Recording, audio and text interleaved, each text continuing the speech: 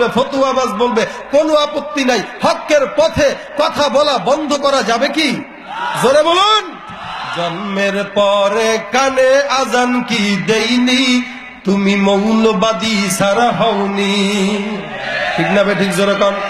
জন্মের পরে কানে আজান কি দেইনি, তুমি মৌলবাদী সারা হওনি। আবার মরণের পরে জানাজা পড়াবে কে? পড়াবে। আবার মরণের পরে জানাজা পড়াবে, তখন কোথায় পালিয়ে যাবি? বিদ্রোহী বিপ্লবী মৌলবাদী কেন জঙ্গিবাদী? বেহাইয়া নারীর এই কেমন কথা, বোরকা দেখলেই মাথা ব্যথা।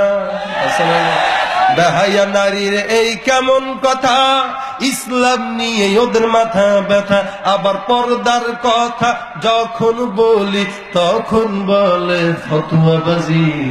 বলে না, বলে না। বিদ্রোহী বিপ্লবী মৌলবাদী কেন জঙ্গিবাদী? কি মনে করে ওই হনুমান, দাড়ি টুপি দেখলেই তালেবান? ঠিক না বেঠিক? জোরে কর।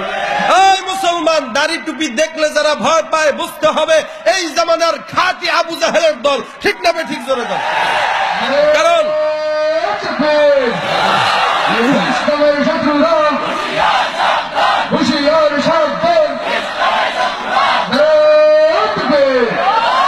কারণ সাহাবা کرام যখন মেসওয়াক করত, কাফের বেঈমানরা কামানের ভয় পাইত। ঠিক না বেঠিক?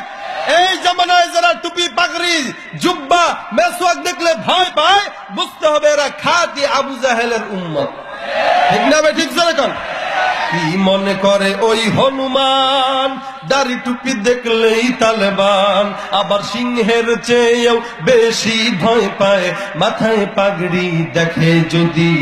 বিদ্রোহী বিপ্লবী মৌলবাদী কেন জঙ্গিবাদী? সত্যের পক্ষে গান গাই বলে আমি বিদ্রোহী, সত্যের পথে ডাকি বলে আমি বিপ্লবী। কোরআনের কথা বলি তাই বলে আমাকে মৌলবাদী, জিহাদের কথা বলে তাই বলে আমাকে জঙ্গিবাদী। কেন বিদ্রোহী বিপ্লবী মৌলবাদী, আমি জঙ্গিবাদী।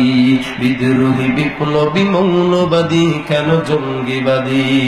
রাগ করতেছেন নাকি? হ্যাঁ, বলবো তো, শেষ করে দেই। ভয় পাইতেছেন মনে হয়। ভয় পাওয়া যাবে না। বাঁচতে হয় সিংহের মতো বাঁচবো, শিয়ালের মতো নয়।